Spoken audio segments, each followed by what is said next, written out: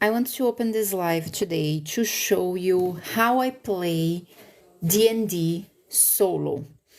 I I brought here some of the tools that I use, and hopefully I can show you how it is that I play D&D using those tools, either if I'm at home or if I'm on the go. What do I take with me, what do I use, and how to use those things.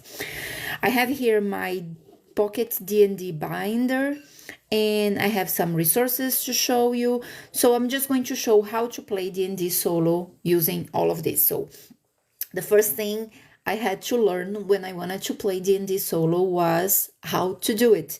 And for that, I used 3 resources that I have in here, and we're going to see each one of them. The first one comes in 2 parts. It's the Solo Adventurers Toolbox. There's a part 1 and a part 2. So I'm going to open it just to show a general feel of how it is. Let me just put the screen here. Okay, so this is part 1, the Solo Adventure Toolbox, part 1. It's by Paul Binler, and you can get it on the DM's Guide or Drive-Thru RPG. This book, it gives you some tools to substitute your DM, what your DM would do. It gives you some oracles, it gives you some tables, random tables, and some very useful tips on how to adapt various situations to play solo, since you don't have anyone telling you, oh, do this skill check, or yes, you succeeded, you failed, you just don't know. So this book gives you a general direction. And let me see if I can just roll. I don't know, it's kind of stuck here. Let me open it again. For some reason it was not working. Okay, so the Solo Adventure Toolbox is one thing. Let's go back there. Here, no, wait, here. Okay, part 1, great. I don't know why it's not working. Maybe it's this app here. Okay, but what it has in here, I have a printed version, is this oracle. Let me just take it off. Okay, it has this oracle here, which is the table you are going to use to decide if you succeed or if you fail a check when you're playing solo. So you would ask a question, for example, is there a creature behind the bush, let's say, and you roll a d20, and based on what you roll, you decide if you succeeded or if you failed, or actually you find out if it's yes or no. And we have some other things besides yes or no here. So it can be yes, there is something behind the bush, or no, there isn't something behind the bush. But you can have an and a but in here. And what I do in this case is, for example, let's say I asked this question, is there something behind that bush on the wild where I am and my character is? And I roll my d20, and let's say it gives me a no but. This but for me, it represents that, okay, there isn't something behind the bush, but there is something else that catches my attention, something else to consider. So the answer was no, but there is something else there for me to investigate. And what is there to investigate? I don't know. So what I would do in this case is I would use this second table here, which is 2 cards actually. This one I made myself. It's what I call a details table or an iconic oracle. And I just gathered a lot of icons over here from the internet in a d12 by d12 table. So I roll 2 d12s, one for the horizontal and one for the vertical, and then I find an icon here. So let's do it so we can just see what happens. Let me open some space here. So I get a 2 and a 6. Okay, so 2 and 6. So let's say here 2 is horizontal, so it's this one, and 6 is going to be vertical. So it's a symbol of a scroll or parchment paper of some kind. So I found a clue for something. That's what I would interpret. And you can interpret as basically anything. You can interpret that it's a map, not a clue, that it's a letter from someone, that it's a contract, or whatever it is that makes sense to your story, or the first thing that comes up into your mind. So my character didn't find a monster behind the bush, but she found a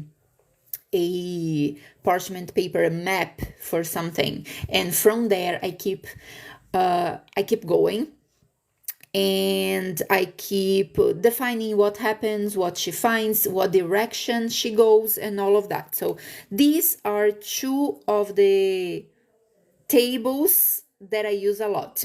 And now I want to talk about the skill checks in particular, because they are a thing that I had kind of difficulty getting correct in my solo play, because it's hard when you're playing something and you have to define, for example, if you have a locked door, did you succeed unlocking the door? How do you succeed when you trying to unlock the door? You don't have a DM to tell you what's the DC for that. So how do you do that?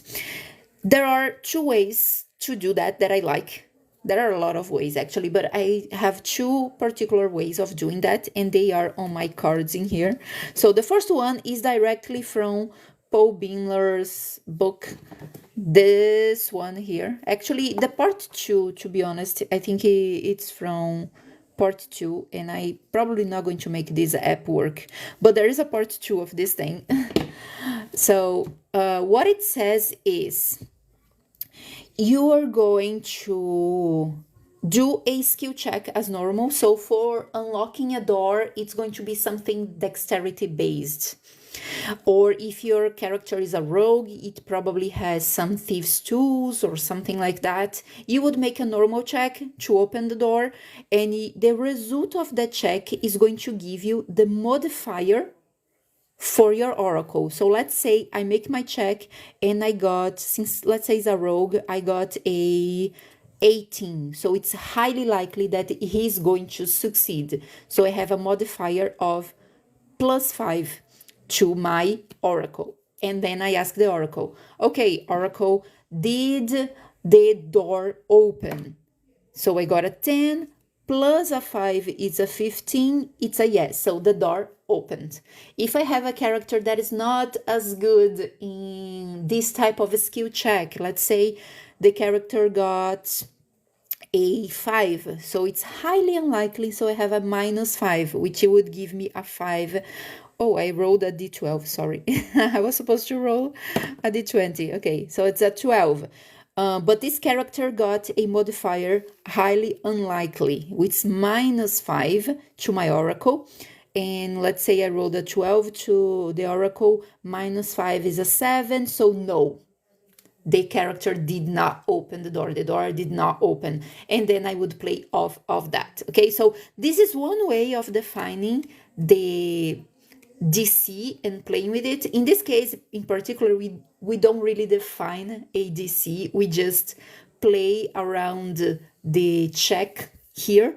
The second way, we do define a DC, and I like it very much. It's from another book, it's not from the Solo Adventure Toolbox, and I would like to show you that book. So if someone is interested, you can just go check on the internet. So I'm trying to open it again. I don't know why this app is not working properly, but let's try again. Okay, I could open this. Let me go back to the cover. Okay, so this second method is from this book here, The Elminster Guide to Solo Adventuring. Okay, also available on Drive-through RPG and DM's Guide and all of those things.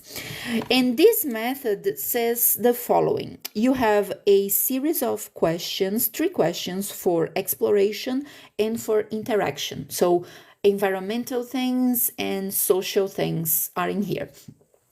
And on the example of our locked door, I have to open a door, obviously, so it's an environmental thing. So I would start at question 1 here on the chart, and it would say, looking the environmental factors, is the outcome 50-50, more than 50-50, or less than 50-50 chance of success? Okay, so I would look at my game. If I'm playing for a while, I would know that we are inside the dungeon. I might have fought a few monsters already.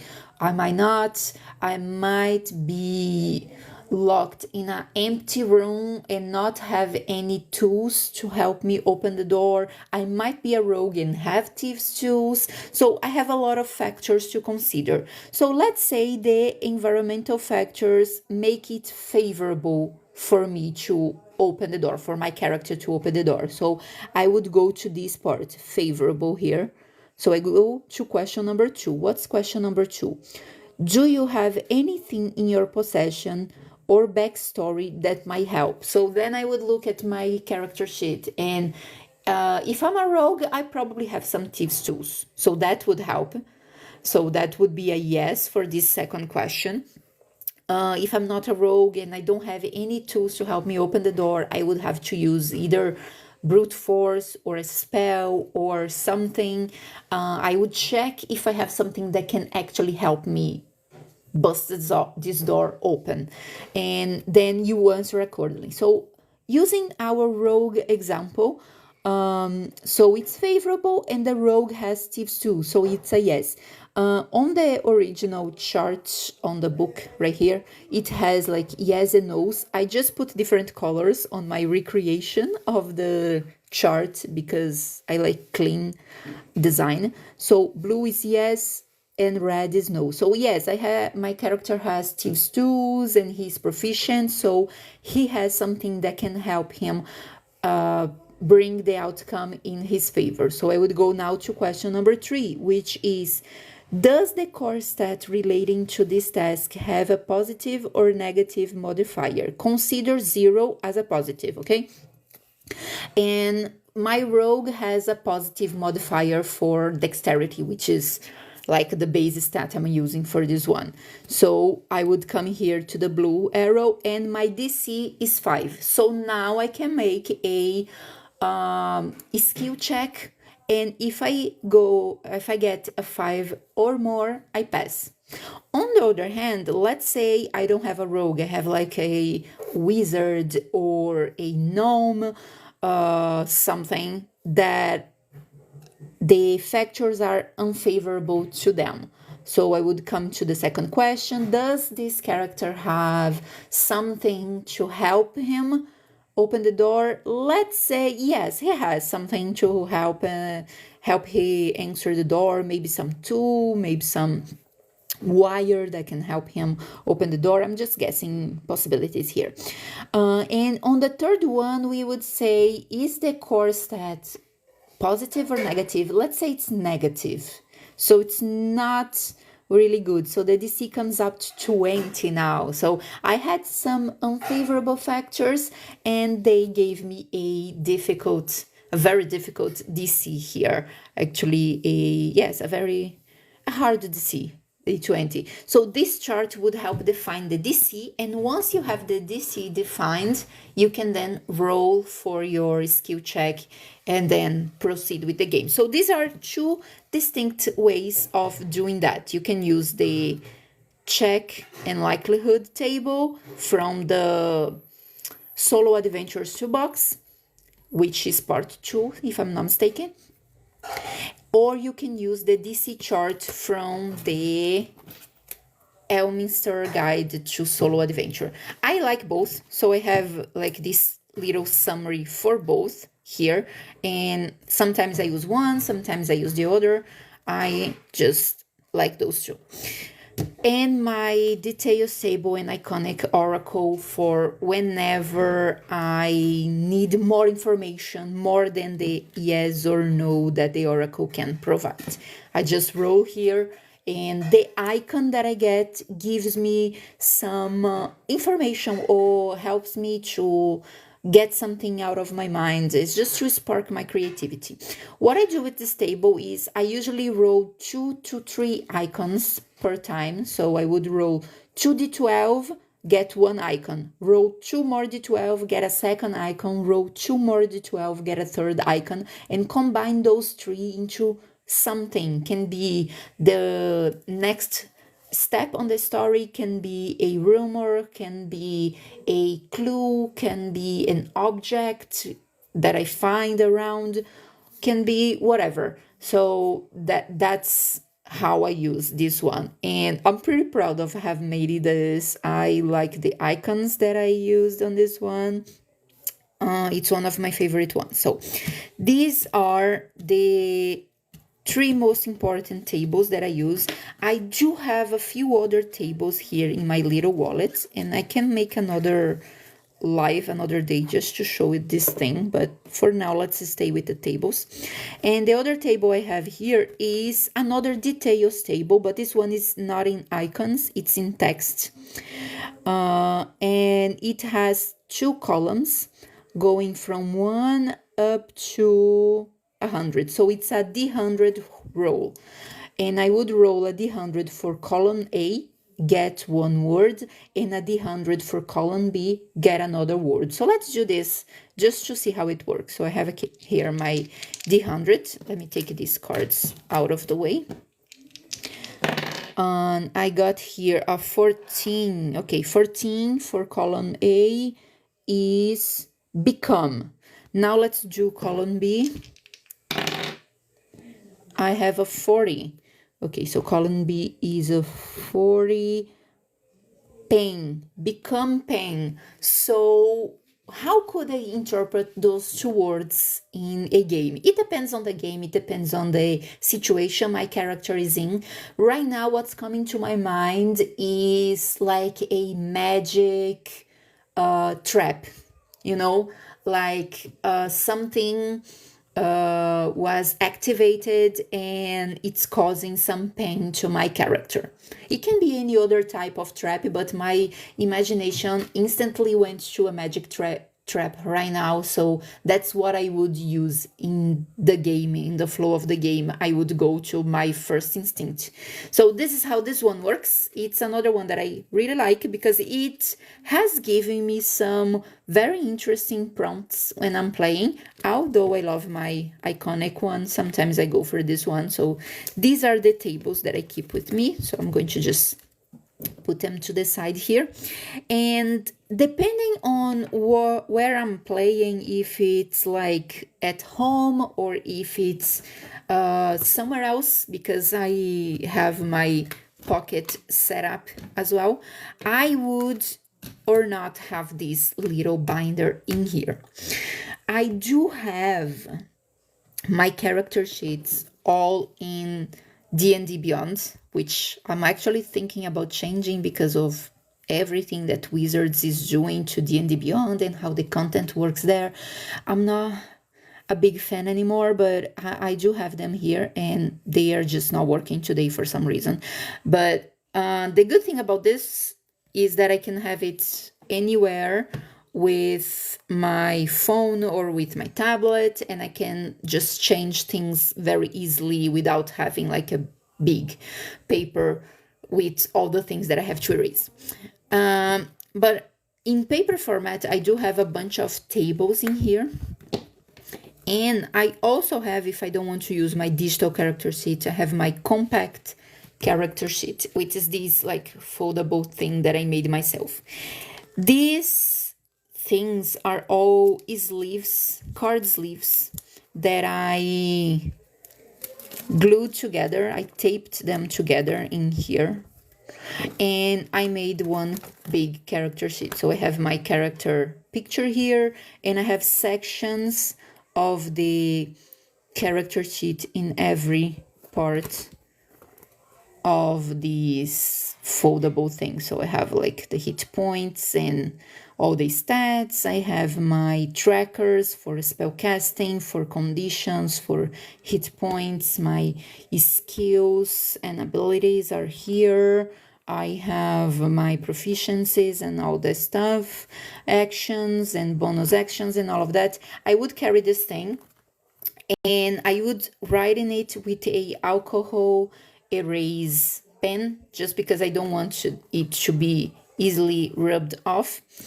And whenever I need, I can just go with a little piece of cotton and alcohol and erase everything and put everything else back if I want. And it closes just like this, so I could carry this one. And by the way, I also have a level up checklist, because I always forget to do something when my characters level up, either update the spellcasting things or getting a feature or updating. I always forget to update things, so I have a checklist for it here whenever I need it, and it stays on my mini binder here. And the rest of the binder is just a bunch of tables that are really useful. I have like my cards tables in the beginning here, the chart, the details. I have other tables here. I have some important information. This thing works for me mostly like a DM screen would work for a DM, but I do have a lot more things in here. I have, for example, my character advancement with the XP and proficiency bonus whenever I need to update those things. I have a section on how to learn proficiencies. I like to play D&D solo with solo characters. I'm just very attracted to the single hero, like the epic hero kind of thing, you know? So when I play solo, sometimes I play with a party of 2 or 3 or maybe 4 heroes, but most often than not, I like to use a single hero and have that epic thing of the solitary one person fighting all. And I like to work on this hero obtaining some proficiencies that it doesn't really have in the beginning. And it's particularly useful because I also like to include some companions, animal companions or monster companions, like things like that, creature companions. And these proficiencies like workflow works on training animals as well. I have a little adaptation here, so that's why I like this table. I have a quest generator table that I made myself, so I created a D12 table with, let me try to put it close to the camera, adjective, class, verb, feature, subject, and a deadline for the quest. So for example, a Mysterio Wizards wants you to retrieve an enchanted tome before the next full moon. Okay, but of course I wouldn't go to a line. I would roll like D12 for each column and then combine them into a quest. I love random tables. I love a lot of randomness on my quests. It sparks a lot of creativity whenever I get something crazy by rolling on these tables. So that's why I have a lot of tables in here. I have a rewards table, so after I roll my quest, I can roll for what is this hero getting by doing that quest, whatever it is. And this is the basic workflow of rolling in this quest generator plus the reward table. We can create something like the adjective class approaches the party and asks that the verb, the feature of subject deadline, in return they promise to grant reward as a payment. So I just substitute whatever I roll on each column here in this phrase, and I have a basic quest to go on. I have a rumor generator, same principle. bunch of columns, I roll on them, I substitute here on this sentence and make up a rumor that my character can go after and investigate. Okay, now I have this exploration workflow here that is from this deck of cards right here. This is the Pocket Lands Geomorph cards, and this is a map making deck of cards. I have like some auxiliary cards here, but the idea is that I can shuffle these cards and I can like pick one card. We are in the ocean now, okay, fine. And let's say, but usually the rules for this deck says that you have to start with a location card, which are the cards that have these things here. I love to use these ones to create maps on the go. My gameplay, my solo gameplay on D&D is very fluid, very fluid. It's almost everything's made up at a spot, which is great because I don't have to do a lot of preparation other than worry about my character sheets, and I can just hit the ground running and playing. Okay, so here is a location. My character would be here, and this would be like a dungeon or something that then I can roll to know what it is. There is like a guidebook that comes with these things, with a table of locations, and you can roll on it and decide, oh, it's a dungeon. I can roll for a quest on those little tables that I showed you, and the hero starts there doing something, and then it can start moving on. We have a road here, so it can go to the road, or the hero can decide that it's going to the forest for some reason and just keep moving around in this map. So we have like the little rectangles to show each area of the map. Whenever I get to a border of these cards and my hero decides that he wants to like keep going and not explore this area anymore, just keep going one side or the others, what I do is I check which part of, so if I'm in the forest, I would, I just found one, and this is where I would put things here. And yes, it doesn't combine perfectly, like it came out of the forest to a hill kind of thing. And that's fine, but the map still works and it can keep exploring. So if it comes up here from the hills, I go to my deck and I look for the next hills here. The hills cards, I turn it over and I can position it wherever I was, okay? And I have more roads in here. The roads sometimes stop in a hard part here, and that also has in the guidebook some explanations of what you consider. Maybe it's an old road that just ended there because the city that I was there was destroyed or something, or it gives a space to a secret passage to enter somewhere else, another like underground city, or let's imagine that it was here, like it's coming to the forest, so it just stops to start in the forest, or maybe the point where you have a top trees town, or you can come up with so many things on the fly when you use these things. So this is what I use for like for maps, for like exploration maps. For dungeon maps, I have another tool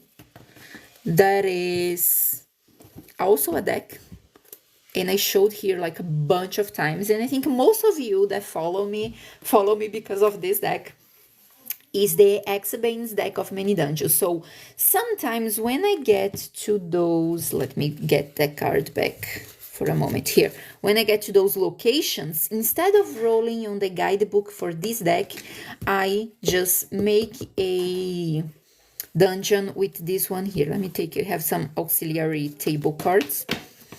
but these are the dungeon cards. And I would just make up a dungeon with these like cards in here to be explored. And sometimes when I find a dungeon, I make it right away completely, like I'm doing now. This one is very small, but fine, just for show.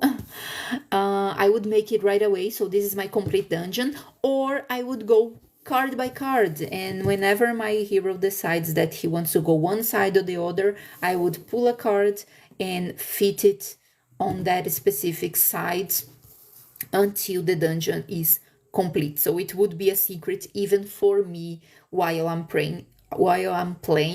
So that would be a lot more interesting. Sometimes it is, sometimes I like it. So that's how I use those two decks, which I absolutely love. And they are compact. So that idea of not doing a lot of preparation, since you are solo playing, do a lot of preparation, maybe taking out of the fun of playing. So whenever I have a tool that can help me speed up things and not being caught up on the technicalities and details, for me that's great. Some other things that I use here are on my little tables. So let's moving on. Oh, I have this direction. I confess that I don't use this that often if I'm using the decks, the mapping decks, because they kind of give me everything I need. But if I'm just like in a blank sheet of paper and drawing the map on my own with simple lines, I use this one. It's a D100 to roll what directions do I go or my hero goes. I have a weather wheel that I made inspired by some additional cards that have available online for these pocket land things. This one is different from them, but the mechanics of how it works is the same. I just got inspired and created my own to make sense to me. I have some weather effects from the D&D guidebooks. A lot of things that I have here are from the D&D, like player's handbook and DM's handbook, because this is particularly designed to be a binder for playing D&D solo. I have other things for playing other games. This is for D&D. And I have the mechanics of the survival dice, which I use for a lot of other things, not just surviving. I can make another video about this later. Terrain survival checks. I have a table for disturbance. So if my hero is asleep in the wilderness, what type of disturbance did come up, if any? Then I have exhaustion levels because they are important. Natural disaster tables, also really good if I'm in the wilderness. Locations. Okay, these are the tables for the deck that I said. I just put them here as well. So if I get to a location that I can roll here to decide what is the location. It might be a location over land, or it might be a location on a ship, on water terrain.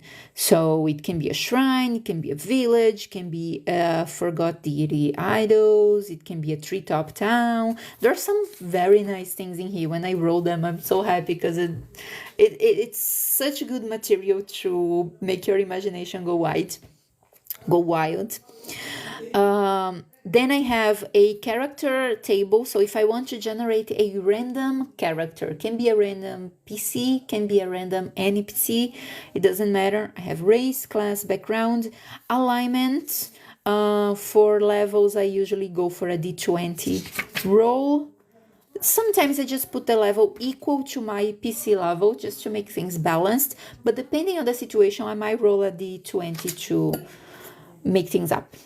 And then I have a name generator table, and I use this one a lot because I don't really like make names up on the go. Sometimes it comes up weird, so I just use these random generators. So I have a 1, 2, 3 syllable name. So I wrote 3 times, combine the 3 syllables and make up a name. And doesn't have to be a perfect combination. It can be like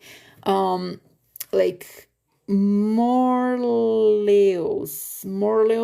and I can just tweak a little bit just to give me an idea sometimes. Sometimes it's like a perfect name. Sometimes it's just weird and I just tweak a little bit just to give me an idea.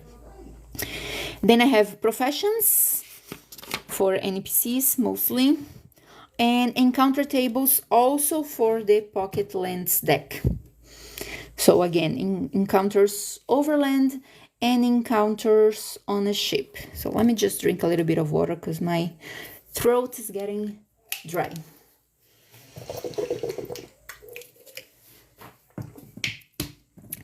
Okay, now we come to monster tables.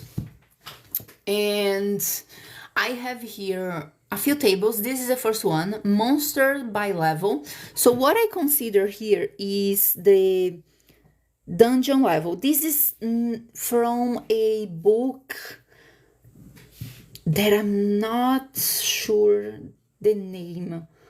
Is like the Advanced Dungeon Guide, Dungeon Master Guide or something like that. I don't remember, but there is a book that I took it from.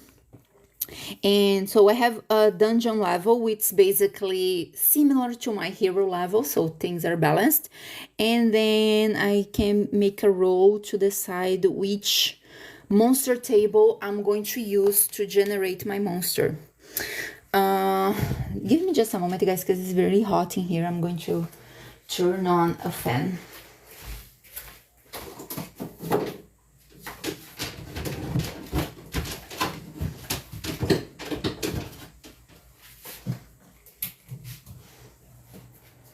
Okay, that's better. Okay, so once I found out what table is this monster for, I can go here and I have like tables 1, 2. Okay, so this is table 1 to 10 with different CR levels, and I can roll on that to define what my monster is going to be. So it's going to be balanced for my character based on the dungeon level or character level.